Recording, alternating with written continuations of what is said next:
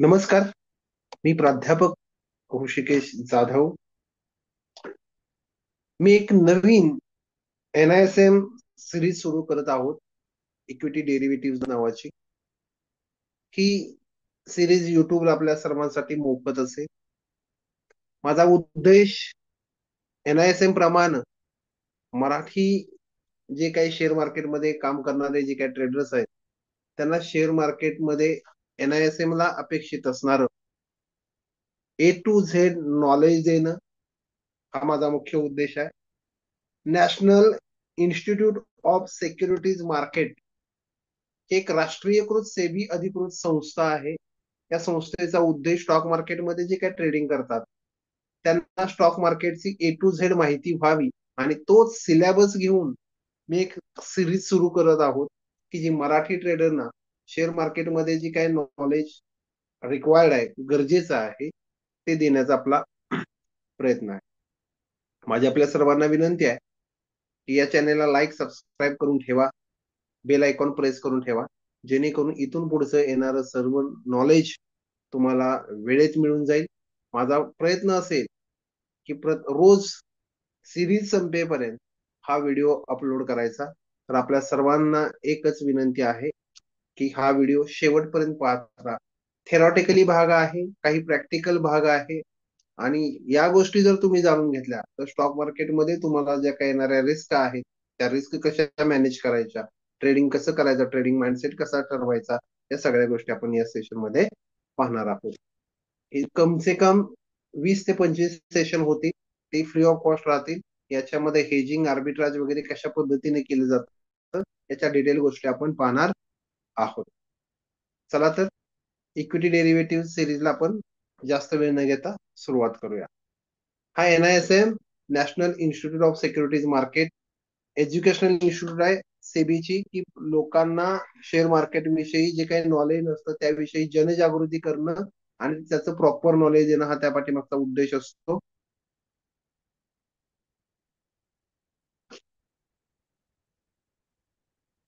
आपण या ज्या काही प्रत्येक गोष्टी आहेत त्या स्टेप बाय स्टेप पाहणारच आहोत. आपण डायरेक्ट चॅप्टर टू चॅप्टर येऊ. ही NISM सिरीज सुरू करण्यापाठीमागचा उद्देश काय आहे तो एकदा समजून घ्या. ऑब्जेक्टिव्ह काय आहे? On successful completion of examination the candidate should be know the basic of Indian equity derivative market. Derivative market म्हणजे इक्विटी, कॅश, फ्युचर, ऑप्शन याचं बेसिक काय आहे याची माहिती तुम्हाला मिळेल. Understand the various trading strategies. ट्रेडिंगच्या NISM न दिलेल्या, सेबीनं दिलेल्या ज्या काही स्ट्रॅटेजीज आहेत त्या आपण यामध्ये शिकणार आहोत. That can be build using future and options and both stock and stock indices. Understand the clearing, settlement and risk management. तुम्ही घेतलेला ट्रेड कसा सेटल होतो, त्याचं रिस्क मॅनेजमेंट कसं केलं जातं, as well as the operational mechanism.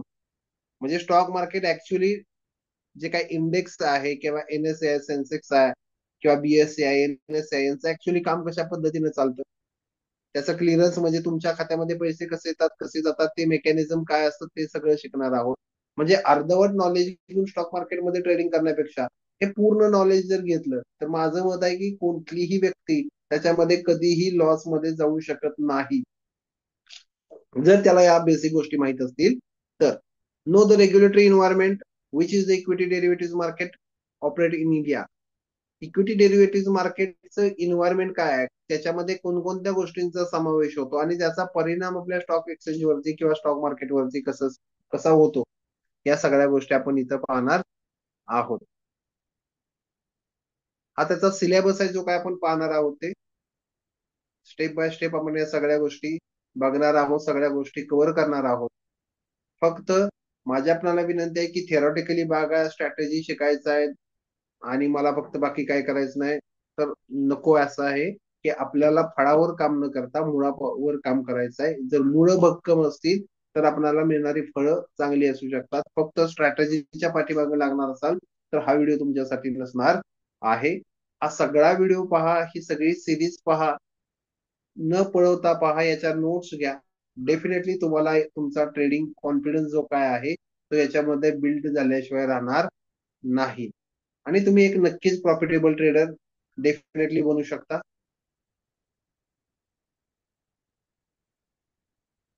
Basic of derivative. Derivative म्हणजे काय असतं हे थोडक्यात आपण एकदा बघूया. मी तुम्हाला साध्या साध्या सोप्या सोप्या कन्सेप्ट मध्ये या सगळ्या गोष्टी कशा पद्धतीनं एक्सप्लेन करता येतील त्या दृष्टिकोनातून माझा प्रयत्न असेल. सर्वसाधारणपणे आपण डेरिव्हेटिव्ह नक्की काय असतं त्या गोष्टी आपण बघूया. ओके, चला. आता एक गोष्ट इथं लक्षात घ्या. Basic of derivative. डेरिव्हेटिव्ह कशाला म्हटलं जातं, त्याचा अर्थ, इतिहास, सिग्निफिकन्स, रिस्क डेरिव्हेटिव्ह ट्रेडिंग काय आहेत त्या सगळ्या गोष्टी आपण पाहणार आहोत. Basic of derivative. Derivative is a contract.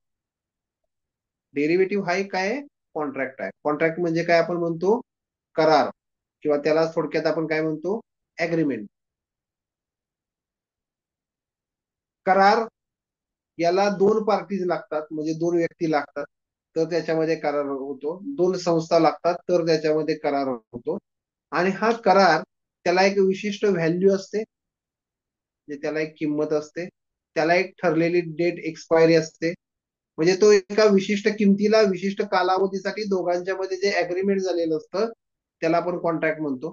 मग डेरिव्हेटिव्ह हा एक असा करार आहे की ते एक प्रोडक्ट आहे किंवा एक व्हॅल्यू आहे, ती डिराइव्ड, जी मूव्ह होते, जी चालते from the value of same other asset non as underlying. Underlying म्हणजे एक विशिष्ट वस्तू, की त्या वस्तूच्या किमतीमध्ये जे काही प्लस मायनस होतात, बदल होतात, त्याचा परिणाम जर त्याच्या रिलेटेड असणारे जे उपपदार्थ आहेत किंवा उपप्रोडक्ट आहेत त्याच्या किमतीवरती डायरेक्टली इनडायरेक्टली होत असेल तर त्याला डेरिव्हेटिव्ह असं म्हटलं जातं.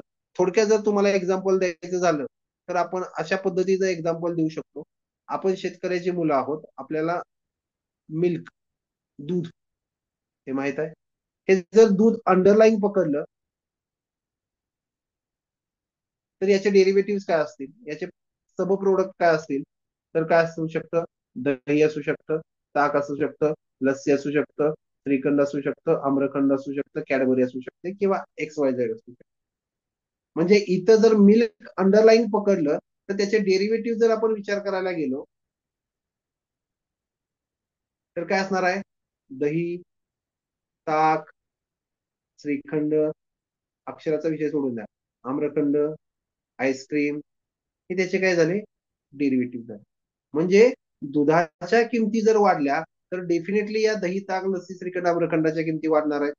दुधाच्या किमती कमी झाल्या तर डेफिनेटली दही, ताक, लस्सी, श्रीखंड, आम्रखंड यांच्या किमती कमी होणार आहेत. म्हणजे दुधाच्या किमतीमध्ये झालेला बदल या डेरिव्हेटिव्हच्या किमतीमध्ये डायरेक्टली इनडायरेक्टली इम्पॅक्ट करतोय.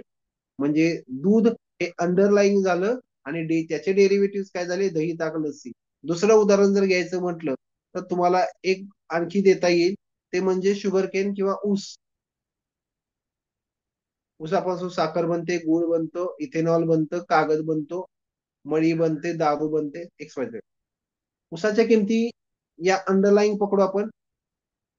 ऊस हा अंडरलाईंग आहे, तर साखर, गुळ, दारू, कागद आणि एक्स वाय झेड काय असेल, जे काही इथेनॉल असेल, वीज असेल, जे काय असेल. ऊसाच्या किमतीमध्ये वाढ झाली तर ऍक्च्युली साखरच्या किमतीमध्ये वाढ होईल, गुळाच्या किमतीमध्ये वाढ होईल, त्याचे जे काही सब प्रोडक्ट आहेत त्याच्यामध्ये वाढ होईल. ऊसाची किंमत कमी झाली तर साहजिकच या वस्तूंच्या किमती कमी होऊ शकतात. म्हणजे तुम्हाला कळालं की डेरिव्हेटिव्ह म्हणजे काय, एखाद्या पर्टिक्युलर वस्तू, जी काय अंडरलाईंग वस्तू आहे किंवा जे काय प्रोडक्ट आहे त्याच्या रिलेटेड जे त्याच्यापासून बनणारे जे काही उपप्रोडक्ट आहेत त्या किमतीमध्ये जर अंडरलाईंग मध्ये जर काही बदल झाला तर त्याच्या डेरिव्हेटिव्ह मध्ये बदल होत असतो. हे झालं बाहेरचं एक्झाम्पल. आपण शिकतोय स्टॉक मार्केट. आता स्टॉक मार्केटमध्ये अंडरलाईंग काय झालं, तर तुमची Nifty, bank Nifty, Sensex, fin Nifty, mid cap Nifty, जे काय असतील ते. मग हे जर निफ्टी, बँक निफ्टी, सेन्सेक्स अंडरलाईंग झालं तर त्याचे डेरिव्हेटिव्ह काय झाले, निफ्टीचे ऑप्शन्स, फ्युचर्स. मग 31,500चा सीई, 31,500चा पीई, डिसेंबरचा फ्युचर, जानेवारीचा फ्युचर, सो ऑन सो. म्हणजे हे जे काही फ्युचर ऑप्शन्स आहेत हे डेरिव्हेटिव्ह आहेत. कशाचे? निफ्टीचे, बँक निफ्टीचे, सेन्सेक्सचे. निफ्टीच्या किमतीमध्ये बदल झाला तर निफ्टीच्या ऑप्शन मध्ये आणि फ्युचरच्या किमतीमध्ये डायरेक्टली इनडायरेक्टली बदल होतात. म्हणून निफ्टी जर अंडरलाईन पकडली तर त्याचे ऑप्शन्स असतात, त्याचे फ्युचर्स असतात, हे त्याचे डेरिव्हेटिव्ह असतात. निफ्टीच्या किमतीमध्ये जर बदल झाला तर फ्युचर ऑप्शनच्या किमतीमध्ये डायरेक्टली इनडायरेक्टली बदल होतोय आपल्याला माहिती आहे. ओके. त्याचबरोबर जे काही अजून अंडरलाईन जर आपण बघितले, जसं कमोडिटी मार्केटमध्ये बघितलं तर gold, silver, aluminium, copper, zinc, nickel यांचं सुद्धा ट्रेडिंग होतं एमसीएक्स मार्केटमध्ये. म्हणजे अंडरलाईन गोल्ड आहेत. त्याचबरोबर energy resources, oil trade, crude oil वगैरे ज्या काही गोष्टी आहेत त्यांचंही ट्रेडिंग होतं. Agriculture commodities, sugar, coffee, cotton याचं कमोडिटी मार्केटमध्ये ट्रेडिंग होतं. फायनान्शियल असेट असतील, शेअर, बॉन्ड, फॉरेन एक्सचेंजेस, त्याचं सुद्धा ट्रेडिंग होतं. या सुद्धा अंडरलाईन आहे. त्याचे जे काही फ्युचर ऑप्शन्स असतात ते त्याचे डेरिव्हेटिव्ह समजले जातात. याही गोष्टी आपल्याला माहित असणं गरजेचं आहे. ह्या सगळ्या गोष्टी तुम्हाला क्लिअर असतील तर कमेंटमध्ये टाईप करा, म्हणजे आपल्याला पुढच्या गोष्टीकडे जाता येईल. आता पुढच्या गोष्टीचा विचार करायचा गेला तर याची हिस्ट्री काय आहे, तर 12व्या शतकापासून चालू होते. हे स्टेप बाय स्टेप तुम्ही वाचून घेऊ शकता, हे आपल्यासाठी महत्वाचं नाहीये. भारतामध्ये हे कधी चालू झालं तर आपण त्याचा विचार करू. इंडियन स्टॉक मार्केटमध्ये 24 मेंबरची एक कमिटी नेमली सेबीनं, की भारतामध्ये फ्युचर मार्केट किंवा डेरिव्हेटिव्ह मार्केट इस्टॅब्लिश करण्यासाठी एल सी गुप्ता यांच्या अंडर अध्यक्षतेखाली 18 नोव्हेंबर 1996 आणि त्यांनी एक त्यांचा रिपोर्ट प्रेझेंट केला मार्च 1998 आणि त्यापासून आपल्या इंडियन स्टॉक मार्केटमध्ये इक्विटी डेरिव्हेटिव्ह किंवा इंडेक्स डेरिव्हेटिव्हची निर्मिती झाल्याची आपल्याला दिसून येते. आणि तसं जर पाहायला गेलं तर 2006 पासून आणि 2010 पासून याची जास्तीत जास्त इस्टॅब्लिशमेंट आपल्याला झालेली दिसून येते. आता हे काय त्याचा इतिहास आहे, इतिहास जाणून घेऊन आपल्याला बाकी काही विषय करायचा नाही. आपल्याला आता ते कशा पद्धतीने काम करतं या दृष्टिकोनातून आपण त्याच्यावर कॉन्सन्ट्रेट करू. आता डेरिव्हेटिव्ह मार्केटचे जे काही प्रोडक्ट्स आहेत, म्हणजे कोणकोणते अग्रीमेंट असतात किंवा कोणकोणते कॉन्ट्रॅक्ट असतात जे स्टॉक मार्केटमध्ये आपल्याला जास्तीत जास्त मदत करतात आणि त्याची माहिती करून घेणं आपल्याला गरजेचं असतं. डेरिव्हेटिव्ह मार्केटमध्ये पहिला जो घटक येतो की जो आपण ट्रेडिंगसाठी इंडियन मार्केटमध्ये युटिलाइज नाही केला जात, हा केला जातो कुठं? डब्बा ट्रेडिंग. आपल्याला इनलिगल गोष्टीमध्ये पडायचं नाही, आपल्याला त्याचा कन्सेप्ट काय तो समजून घ्यायचा, लिगली ज्या काही गोष्टी आहेत त्या आपल्याला शिकायच्या. It is a contractual agreement between two parties. Forward contract हे असं असतं हे दोन व्यक्तींच्या मध्ये होतं, दोन संस्थांच्या मध्ये होतं, दोन व्यापाऱ्यांच्या मध्ये होतं. To buy or sell underlying असेल, त्यांची जी काही अंडरलाईंग असेट आहे, मग स्टॉक असेल, झिंक असेल, कॉपर असेल, गहू असेल, तांदूळ असेल, ज्वारी असेल, काही असेल, यांच्यामध्ये ते असणारं जे काही स्टडीज आहे किंवा सॉरी अग्रीमेंट आहे, त्यांच्यामध्ये जे होणारं जे अग्रीमेंट आहे ते म्युच्युअल अग्रीमेंट आहे, दोघांच्या संमतीनं होणारं ते अग्रीमेंट आहे. It is a certain future date particular price that be pre decided. आता एक गोष्ट लक्षात घ्या, इथं दोन व्यक्ती आहेत, ए आणि बी.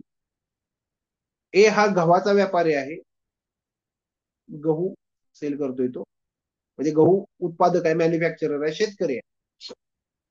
बी हा गव्हाचा व्यापारी आहे. आता या दोघांच्या मध्ये फॉरवर्ड कॉन्ट्रॅक्ट कसं होणार आहे ते आपण बघू. हा गहू उत्पादक शेतकरी आहे आणि बी हा गव्हाचा व्यापार आहे. मग गव्हाचे जे काही आजचे दर आहेत ते समजा 30 रुपये पर केजी असतील, एक्झाम्पल पर 30 रुपये पर केजी हा गव्हाचा आजचा दर आहे. तो आज गहू लागण करणार आहे आणि त्याचं गहू मे बी मार्च एप्रिल मध्ये येणार आहे असं आपण समजू. मग त्यानं बी व्यापाऱ्याकडे गेला आणि त्याला काय सांगितलं की मी आज एक 5 ते 10 एकर गहू लावतोय, आज त्याचा दर 30 रुपये पर केजी आहे. मग मार्च मध्ये तो 30 रुपये असू दे, 40 रुपये असू दे, 50 रुपये असू दे, 20 रुपये असू दे, तुम्ही आजच्या दरानं माझा माल घेणार का? हा ए कुणाला म्हणतोय? बी ला म्हणतोय की मी गव्हाची लागवड करतोय, मी 5-10 एकर गहू लावतोय, आज जो मार्केटमध्ये 30 रुपयाचा दर आहे तो मला मार्च मध्ये तुम्ही देणार का? व्यापारी अभ्यास असतो, तो म्हणतो चालतंय ठीक आहे, भविष्यामध्ये वाढू शकतो. मग जरी 60 रुपये असला तरी पण 30 रुपयानं मी तुझा खरेदी करेन, आणि जरी 10 रुपये नसेल तरी पण मी तुझा खरेदी करेन. असं यांच्यामध्ये म्युच्युअल अंडरस्टँडिंग झालं आणि एक अग्रीमेंट झालं. तोंडी असेल किंवा रिटर्न मध्ये असेल, जे काय असेल. गहू निघाला आणि त्यावेळेस मार्केटमध्ये दर होता 60 रुपये पर केजी. हा बी व्यापारी ए व्यापाऱ्याकडे गेला की आता गहू दे, तुझं काय असेल ते मी खरेदी करायला तयार आहे आपल्या अग्रीमेंट नुसार. हा ए म्हणू शकतो मी तुला देत नाही, कारण मी आपलं अग्रीमेंट झालं होतं त्यावेळेस दर 30 आहे, पण मी माझा 50% लॉस का करू, मी तुला देणार नाही. याच्या उलट होऊ शकतं. समजा गहू निघाला आणि त्यावेळेस मार्केटमध्ये गव्हाचे दर आहेत 5 रुपये केजी. हा बी, सॉरी, हा ए बी कडे गेला की आपलं ठरलं होतं माहित आहे का डिसेंबर मध्ये, की माझं काय पण दर असू दे, माझा 30 रुपयानं तू खरेदी करणार. त्यावेळेस बी म्हणू शकतो मी नाही घेऊ शकत, मी माझा पर केजी 25 रुपयाचा लॉस नाही सहन करू शकत. म्हणजे इथं दोघांपैकी एक डिफॉल्टर होण्याचे चान्सेस आहेत किंवा डिसएग्री होण्याचे चान्सेस आहेत की मला नको आहे. म्हणजे इथं यांनी जे काही अग्रीमेंट केलेलं आहे हे समोरासमोर टेबलावरती बसून केलेलं अग्रीमेंट आहे. लक्षात घ्या मला काय म्हणायचं. हे त्यांनी टेबलावरती बसून म्हणजे ओव्हर द काउंटर त्यांचा अग्रीमेंट आहे. याच्यावर कंट्रोल ठेवायला दुसरा कोणी नाहीये. थर्ड पार्टी नाहीये, ना साक्षीदार आहे, ना कोर्ट आहे, ना पोलीस आहेत, ना सीबीआय, ना कोण आहे. ह्या दोघांच्या मध्ये झालेलं हे म्युच्युअल अंडरस्टँडिंग आहे. त्यामुळे याच्यामध्ये डिफॉल्ट होण्याचे चान्सेस आहेत. जे काही त्यांचा करार झालाय त्या कराराचं पालन होण्याचे चान्सेस कमी आहेत. त्यामुळे हे जे काही फॉरवर्ड कॉन्ट्रॅक्ट आहे हे ओव्हर द काउंटर असल्यामुळं आणि याच्यावरची कंट्रोल बॉडी कोणती नसल्यामुळं हे इलिगल बनतात, याच्यावर कंट्रोल नसतं आणि हे इंडियन स्टॉक मार्केटमध्ये अलाउड नाही.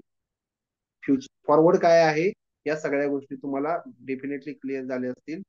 क्लिअर झाल्या नसतील तर कमेंटमध्ये सांगा, मी तुम्हाला कमेंटमध्ये आन्सर देण्याचा प्रयत्न करेन. ओके, चला पुढच्या कन्सेप्ट वरती जाऊया आपण. पुढची कन्सेप्ट आहे फ्युचर. फ्युचर काय आहे ते पण आपण बघूया. आता इथे एक लक्ष द्या. Future contract is a similar to forward. म्हणजेच भविष्यामध्ये किमतीचा अंदाज बांधून ए आणि बी हे दोन व्यापार आहेत. आपण काय म्हणतोय, फ्युचर हे सिमिलर टू फॉरवर्ड कॉन्ट्रॅक्ट. जसं 30 रुपये केजीचे गहू मला आता फिक्स रेट दे, भविष्यामध्ये त्याची किंमत कितीही असू दे. म्हणजे आता फॉर एक्झाम्पल भविष्यामध्ये 60 रुपये झाली तरी सुद्धा 30 रुपयेनच हा ए बाय करू शकतो किंवा विकू शकतो. 10 रुपये जरी त्याची प्राइस झाली तरी बी हा 30 रुपयेनच खरेदी करू शकतो. कारण हे जे अग्रीमेंट आहे हे स्टँडर्डाइज कॉन्ट्रॅक्ट आहे. स्टँडर्डाइज कॉन्ट्रॅक्ट म्हणजे काय, हे सेबी याच्यावरती कंट्रोल असतो, स्टॉक एक्सचेंजचा याच्यावरती कंट्रोल असतो. म्हणजे मगाशी जसं दर वाढल्यानंतर बायर जो काय सेलर आहे गव्हाचा त्याने विकायला नकार दिला, दर कमी झाल्यानंतर सेलरनं तो बाय करण्यासाठी नकार दिला, तसं इथं काय होत नाही. कारण इथं सेबी आहे, स्टॉक एक्सचेंजेस आहेत की ज्या या व्यवहारावरती कंट्रोल ठेवतात. आणि याच्यामध्ये मी घेत नाही तुला काय करायचंय ते कर, मी देत नाही तुला काय करायचंय ते कर, असला काही कन्सेप्ट नसतो. कारण दोघांच्या मध्ये ते रिटर्न अग्रीमेंट झालेलं असतं आणि त्याच्यावरती कंट्रोल हे सेबीचं आणि स्टॉक एक्सचेंजचं असतं.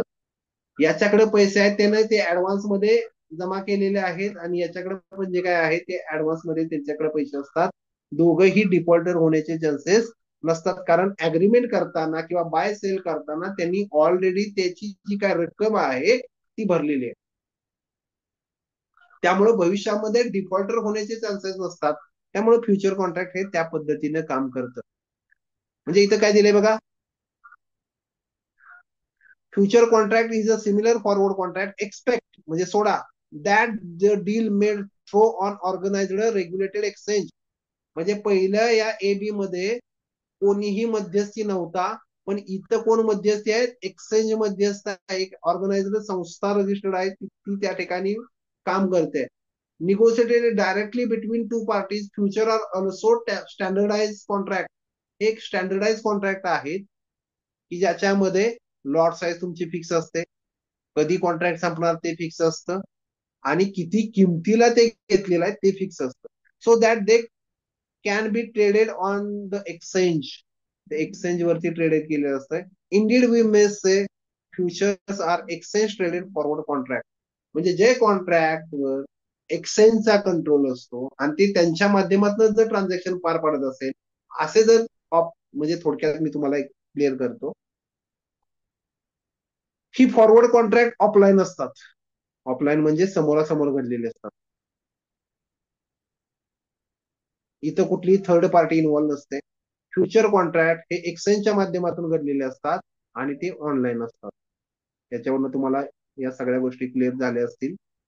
आता पुढचं जे काही कॉन्ट्रॅक्ट आहे ते कॉन्ट्रॅक्ट आहे स्वॅप, सॉरी ऑप्शन्स. हे कोणतं कॉन्ट्रॅक्ट आहे? Options. I hope so forward contract काय ते समजलं असेल, फ्युचर कॉन्ट्रॅक्ट काय ते समजलं असेल. आता आपण पाहणार आहोत options. An option is a contract that gives the right but not an obligation. आता इथं थोडक्यात तुम्हाला सांगायचं झालं तर ऑप्शन म्हणजे काय? तर ऑप्शन हे असं एक कॉन्ट्रॅक्ट आहे की जे बायर आणि सेलर या दोघांच्या मध्ये होतं. याला पर्टिक्युलर टाइम असतं, पर्टिक्युलर एक्सपायरी असते, पर्टिक्युलर प्राइस असते. आता याच्यामध्ये काय दिलंय? Give the right but not obligation. आता याच्यामध्ये थोडक्यात कशा पद्धतीनं याचं एक्सप्लेनेशन आहे ते थोडक्यात बघूया. याच्यामध्ये बायर आणि सेलर या दोघांनाही याचे बेनिफिट्स असतात. म्हणजे फॉर एक्झाम्पल कसं असतं ते आपण समजून घेऊ एका एक्झाम्पलच्या माध्यमातून. ऑप्शन, समजा मला हे एखादं घर आहे, ते घर मला बाय करायचं आहे. कधी बाय करायचं आहे? 3 महिन्यानंतर, आफ्टर 3 मंथ्स किंवा एका महिन्यानंतर. पण ते कोणी घेऊ नये म्हणून मी एका त्या व्यक्तीला, समजा एक घराचा व्यवहार ठरला आपला 10 लाख रुपये. 10 लाख रुपये तर मी एकदम नाही त्याला देऊ शकत. मग मी काय केलं, त्याला 5,000 रुपये दिले आता, की 3 महिन्याने मी तुझं घर 10 लाख रुपयाला खरेदी करेन. हे 5,000 रुपये त्याच्या घे. 3 महिन्यानंतर जर मी आलो, तुला 10 लाख रुपये दिलं, तर हे मला घर दे. नाही आलो तर हे 5,000 माझे बुडी. अशा पद्धतीनं माझं, मी हा ए आहे आणि हा बी आहे. मला हे घर खरेदी करायचं आहे. मी 5,000 रुपये बी ला दिलं की 10 लाख रुपयाला मी तुझं घर येईन 3 महिन्यानंतर. त्यासाठी हे 5,000 रुपये टोकन अमाऊंट ठेव. म्हणजे इथे काय झाला, मला एक राईट मिळाला, एक अधिकार मिळाला की 3 महिन्यानंतर मी याला 10 लाख रुपये द्यायचे आहेत आणि हे घर ताब्यात घ्यायचं. आता मी हे घर का डिसाईड केलेलं घ्यायचं म्हणून, की इथं एक रेल्वे स्टेशन होणार होतं, किंवा इथं एखादं एअरपोर्ट तयार होणार होतं, इथं एक शाळा चालू होणार होती, इथं हॉस्पिटल चालू होणार होती, आणि या घराला फ्युचरमध्ये व्हॅल्यू मिळणार होती. या अंदाजानुसार मी या त्याच्यासोबत ट्रेडिंग केलं. काय ट्रेडिंग केलं? 5,000 रुपये घ्या, 3 महिन्यानंतर मी तुम्हाला 10 लाख रुपये देईन आणि हे घर घेईन. आता 2 महिन्यानंतर मला असं कळालं की जिथं रेल्वे स्टेशन होणार होतं ते कॅन्सल झालं, इथं एअरपोर्ट होणार होतं ते कॅन्सल झालं, शाळा होणार होती ते कॅन्सल झालं, आणि हे सगळं इथं कॅन्सल झालं. जे काय होणार होतं हॉस्पिटल वगैरे ते सगळं कॅन्सल झालं. आणि इथं एक साखर कारखाना बनतो. मग तिथं मळीचा वास, प्रदूषण वगैरे या सगळ्या गोष्टी. मग मी काय केलं, त्याला सांगितलं की मला तुझं घर नको आहे. आता मी इथं काय केलं होतं, एक ऑप्शन बाय केलेला. एक 5,000 रुपये रक्कम मी त्याला दिलेली की मी 3 महिन्यानंतर येईन आणि तुझं घर खरेदी करेन. इथं माझ्याकडे अजूनही ऍग्रीमेंट संपेपर्यंत माझ्याकडे अधिकार आहे घर खरेदी करण्याचा. पण आता ते घर खरेदी करून माझा काही फायदा नाही, माझा लॉसच होणार आहे. त्यापेक्षा मी काय करेन, हे 5,000 रुपयेवर पाणी सोड की बाबा 5,000 रुपये ठेव, मी काय तुझं अग्रीमेंट नाही फुलफिल करू शकत, पूर्ण करू शकत. त्यामुळे इथं काय झालं बघा, ह्या ऑप्शन कॉन्ट्रॅक्ट मध्ये मला अधिकार आहे की 10 लाख रुपये देऊन घर खरेदी करायचा. पण ऑब्लिगेशन आहे का, सक्ती आहे का, कंपल्शन आहे का, हे खरेदी केलंच पाहिजे म्हणून. जर माझा फायदा होत असेल तर मी ते जाऊन बाय करेल, जर लॉस मध्ये असेल तर मी तिकडे फिरकणार सुद्धा नाही, ते 5,000 बुडीत खात्यात. म्हणजे मी एक पर्टिक्युलर रक्कम देऊन जर मोठी रक्कम बाय करण्याचं किंवा मोठा प्रॉफिट करण्याचं जर अपॉर्च्युनिटी शोधत असेल तर त्याला ऑप्शन ट्रेडिंग म्हणतात. आणि जर ती अपॉर्च्युनिटी नाही मला मिळाली, लॉस मध्ये असेल, तर मला तिकडे ते खरेदी केलंच पाहिजे किंवा सेल केलंच पाहिजे, असं काही ऑब्लिगेशन राहत नाही, असं काही कंपल्शन राहत नाही, असं काही सक्ती राहत नाही. त्यालाच आपण काय म्हणतो, option trading. Okay. An option is a contract that gives the right but not an obligation. म्हणजे खरेदी करण्याचा अधिकार आहे, विक्री करण्याचा अधिकार आहे, पण कंपल्शन नाही की खरेदी केलंच पाहिजे किंवा विक्री केलंच पाहिजे. To buy or sell the underlying on before the stated date and the stated price. म्हणजे जी काय आपली तारीख ठरलेली आहे, जी काय किंमत ठरलेली आहे, त्याच्या अगोदर मी खरेदी केलं पाहिजे, विक्री केलं पाहिजे, खरेदी केलंच पाहिजे, विकलंच पाहिजे, असं काही कंपल्शन राहत नाही. फक्त तुम्ही जी काय रक्कम तिथं दिलेली असते ती बुडीत खात्यात जमा करायची असते. while the buyer and sorry while the buyer of an option pays the premium and buys the right. म्हणजे मी काय केलं, मगाशी घराच्या बाबतीत 5,000 रुपये दिले आणि त्याचा अधिकार घेतला की 3 महिन्यानंतर मी तुझे 10 लाख रुपये देईन आणि ते घर ताब्यात घेईन, तो राईट मला मिळाला. पण मी जर ती 10 लाख रुपये 3 महिन्यानंतर घेऊन गेलो, ते घर खरेदी केलं, तर ते मला त्याला विकण्याचा अधिकार आहे, त्याला कंपल्शन आहे की त्यानं मला ते विकलंच पाहिजे ऍज पर अग्रीमेंट. पण खरेदी करायचं का नाही हा सर्वस्वी अधिकार माझा राहतो. विकायचं न विकायचं हा त्याचा जरी प्रश्न असला, पण जर मी खरेदीसाठी गेलो 10 लाख रुपये घेऊन, तर त्याला ते द्यावंच लागेल. नाही गेलो तर तो कुणालाही विकू शकतो. ओके. या पद्धतीने हे ऑप्शन ट्रेडिंग असतं. आता ऑप्शन सेलरच्या बाबतीत काय विषय असतो, म्हणजे घर विक्रीच्या मालकीच्या बाबतीत काय असतं. while the buyer on option pays the premium and buy the right, the writer seller option receives the premium. म्हणजे इथे एक गोष्ट लक्षात घ्या, जर मी ऑप्शन बायर असेल, ऑप्शन बायर असेल मी, तर मी काय करतो, प्रीमियम देतो घर मालकाला 5,000 रुपये. आता त्या घराचं ऑप्शन सेल कुणी केलाय, तर या बी न, हा कोण झाला, ऑप्शन सेलर. याला मी 5,000 रुपये माझ्या अकाउंट मधून दिले, याच्या खात्यामध्ये ते जमा झाले, माझ्या खात्यातनं ते 5,000 मायनस झाले. म्हणजे मी ऑप्शन बायर आहे, माझ्या खात्यामधनं पैसे मायनस होणार आहेत. हा ऑप्शन सेलर आहे, त्याच्या खात्यामध्ये 5,000 रुपये जमा होणार आहेत. एक गोष्ट लक्षात घ्या, आता इथं काय म्हणतोय, आणि option receive the premium with the obligation. आता यानं हे 5,000 रुपये घेतलेत, याचं ऑब्लिगेशन आहे की जर मी परत 10 लाख रुपये घेऊन आलो, तर मला त्यानं हे 10 लाखात घर द्यायचं आहे. भले त्यावेळी त्याची किंमत 20 लाख होऊ दे, 50 लाख होऊ दे, नाही तर 100 लाख होऊ दे, मला त्याच्याशी काही देणं घेणं नाही. जर मी मागायला आलो घर, तर त्यानं ते दिलंच पाहिजे, कारण त्यानं मला तसं अग्रीमेंट केलेलं आहे.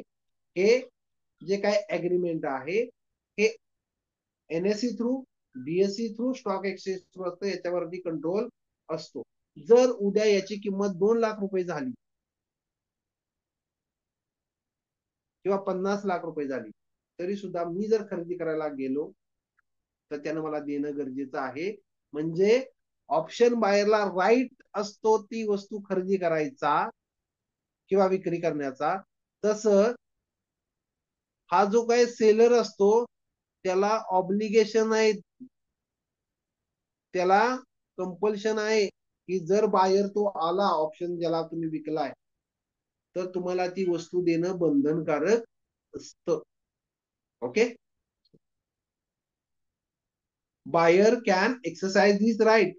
बायरला तो राईट आहे की त्याला पाहिजे त्यावेळेस तो येऊ शकतो अग्रीमेंटच्या कालावधीमध्ये, आणि ती वस्तू हस्तगत करण्याचा, कंट्रोलमध्ये घेण्याचा अधिकार असतो. सेलरला त्यावेळेस फायदा हो किंवा तोटा हो, ती वस्तू त्याला द्यावीच लागते. या पद्धतीनं जे काय फॉरवर्ड कॉन्ट्रॅक्ट मध्ये जे काही लॉसेस होते, ते कमीत कमी लॉसेस मध्ये एक ट्रेडिंग आणि चांगले बेनिफिट घेण्यासाठी हे ऑप्शनची निर्मिती करण्यात आल्याचं आपल्याला दिसून येतं. आता पुढचं आहे स्वॅप कॉन्ट्रॅक्ट. स्वॅप कॉन्ट्रॅक्ट सुद्धा इंडियन स्टॉक मार्केटमध्ये किंवा भारतीय अर्थव्यवस्थेमध्ये काम केलं जातं, फक्त ते कमोडिटीमध्ये केलं जातं. आणि हे जे काय आहेत हे म्हणजे करन्सी रेट असतील, इंटरेस्ट रेट असतील, त्याच्या बाबतीत हे ट्रेडिंग केलं जातं. A swap is an agreement made between two parties to exchange cash flow in the future according pre-arranged formula. Swaps are broadly speaking a series of forward contract. Swaps help market participants manage risk associated with volatile interest rates. म्हणजे मार्केटमध्ये करन्सीमध्ये जे काही plus minus होत असतात, डॉलरच्या किमतीच्या तुलनेत रुपयाच्या किमती वाढणं कमी होणं, इंटरेस्ट वाढणं कमी होणं, कमोडिटीच्या प्राइस वाढणं कमी होणं, त्याच्या फ्युचरच्या किमतीचा अंदाज घेऊन जे काही ट्रेडिंग मध्ये जातं, याही ठेवायचे. ओके. आता पुढचा भाग आपल्याला बघायचा आहे की आपल्या या स्टॉक मार्केटमध्ये कोणकोणते पार्टिसिपंट असतात, कोणकोणत्या प्रकारचे ट्रेडर्स असतात की जे स्टॉक मार्केटमध्ये ऍक्च्युअली ट्रेडिंग करतात. आपल्याला एकच माहित आहे की आपण बायर सेलर असतो, ते आपण झालं ट्रेडर्स किंवा त्याला स्पेक्युलेटर्स असं म्हटलं जातं. मार्केटमध्ये ऍक्च्युअली 3 प्रकारचे ट्रेडर्स काम करतात. शेअर मार्केटमध्ये 3 प्रकारचे ट्रेडिंग पार्टिसिपंट असतात. पहिला आहे, त्याला म्हटलं जातं हेजर्स. हेजर्स म्हणजे काय, थोडक्यात मी तुम्हाला या सगळ्या गोष्टी एक्सप्लेन करतो. हेजर्स म्हणजे ज्यांच्या पोझिशन आहेत, ज्यांनी स्टॉक मार्केटमध्ये ऑलरेडी पोझिशन घेतलेले आहेत, मोठमोठे त्यांचा पोर्टफोलिओ आहे, त्या व्यक्तींना हेजर्स म्हटलं जातं. ते काय करतात, आपली रिस्क मॅनेज करतात. रिस्क मॅनेज करतात म्हणजे काय, मी तुम्हाला थोडक्यात दाखवतो त्यांचे ट्रेड कशा पद्धतीचे असतात. 1-2 मिनिटं द्या फक्त.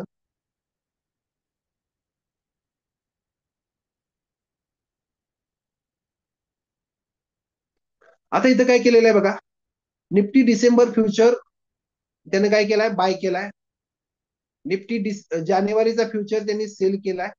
त्याचबरोबर जर त्यांच्या ट्रेड विरोधात गेला तर त्याच्यावर त्यांना कंट्रोल ठेवण्यासाठी त्यांनी निफ्टी डिसेंबर 23,000 पी बाय केलाय आणि निफ्टी 26,000 सी त्याने बाय केलाय. म्हणजे आता जर आपण निफ्टी बघितलं तर 24,794 ला, 24,794 ला फ्युचर सेल केलाय. जर त्याच्या किमती वाढल्या तर इथं लॉस मध्ये जाणार आहे, म्हणून त्यांनी तिथं सी ला कंट्रोल दिलेला आहे. खाली पडलं तर पी ला कंट्रोल दिलेला आहे. ऍक्च्युली ही एक हेज आहे, त्याला कॅलेंडर हेज म्हटलं जातं. दोन्ही प्राइस मधल्या किमतीमध्ये जो काही डिफरन्स आहे तो डिफरन्स कॅप्चर करणं आणि त्याच्यामधला बेनिफिट घेणं, जे आर्बिट्राज आहे ते आपण पुढे शिकणार आहोत, त्याची ती हेज आहे. म्हणजे अशा पद्धतीनं त्यांची जी काही पोझिशन आहे ती कंट्रोलमध्ये ठेवण्याचा प्रयत्न करतात. म्हणजे लिमिटेड प्रॉफिट आणि लिमिटेड लॉस मॅनेज करून जे ट्रेडिंग केलं जातं त्याला हेजिंग म्हटलं जातं.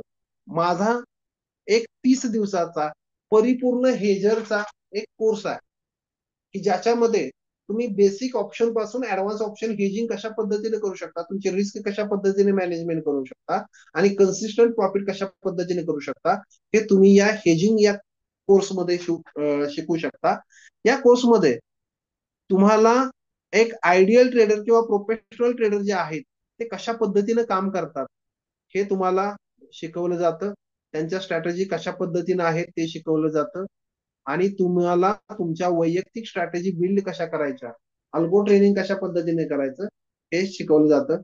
96 65 55 11 53 हा माझा कॉन्टॅक्ट नंबर आहे. तुम्ही डेफिनेटली याच्यावरती संपर्क साधू शकता आणि कोर्सला ऍडमिशन घेऊ शकता. माझी डेफिनेटली खात्री आहे की जे स्टॉक मार्केटमध्ये 90% लॉस करतात आणि जी काही 5% 10% लोक प्रॉफिटमध्ये असतात, त्याच्यामध्ये 5% हेजेस असतात आणि 5% आर्बिट्राज वाले असतात. बाकीचे 90% लॉस करणार हे तुमच्या आमच्यासारखे ट्रेडर असतात. मग जर तुम्हाला हेजिंग परफेक्ट शिकायचं असेल तर 96 65 55 11 53 या नंबरवरती कॉन्टॅक्ट करून तुम्ही कोर्सला ऍडमिशन घेऊ शकता एनी टाइम.